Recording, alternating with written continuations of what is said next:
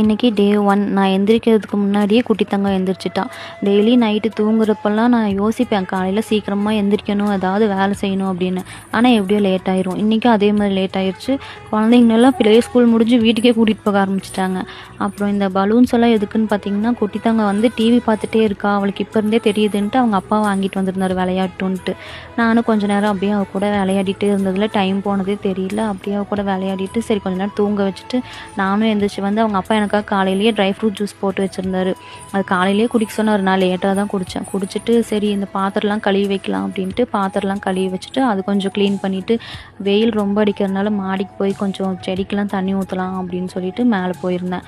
இந்த செடி வந்து எங்கள் ஆன்ட்டி எனக்காக ரொம்ப நாளைக்கு முன்னாடியே நான் போட்டு தர சொல்லி கேட்டிருந்தேன்.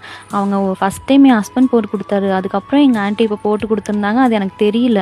அவங்க மெதுவாக தான் என்கிட்ட வந்து சொன்னாங்க, நான் இந்த மாதிரி செடி போட்டிருக்கேன், நீ போய் தண்ணி ஊற்றிடு அப்படின்னு. அப்புறம் கொஞ்சம் அந்த பூக்கெல்லாம் தண்ணி ஊற்றிட்டு துணி துவைக்கிற வேலை இருந்துச்சா, சரி வந்து வாஷிங் மிஷினில் துணி போட்டு விட்டுறலாம் அப்படின்னு சொல்லிட்டு வந்து துணியெல்லாம் போட்டு விட்டேன். அப்புறம் மணி 1க்கு மேலே ஆயிடுச்சு. சரி சாப்பிட்டுறலாம் அப்படின்னு சொல்லி சாப்பிட்டுட்டு கொஞ்ச நேரம் ரெஸ்ட் எடுத்தேன். சரி மாப் போடணும் அப்படின்னு சொல்லி மாப் போட்டு சாக்லேட்ஸ் அந்த கேப்பில் தண்ணி அதெல்லாம் குடிச்சிட்டு உட்காந்துட்டு இருந்தேன். இதில் டைம் எப்படி போச்சுன்னே தெரியல. அப்புறம் அவளுக்கு தண்ணி காய வச்சு குட்டி தங்கத்தை குளித்து ரெடி பண்ணி எடுத்துகிட்டு வந்து அந்த கேப்பில் நானும் குளித்து ரெடி ஆகிட்டோம். இப்போ 2 பேரும் சாமி கும்பிட்டுட்ருக்கோம்.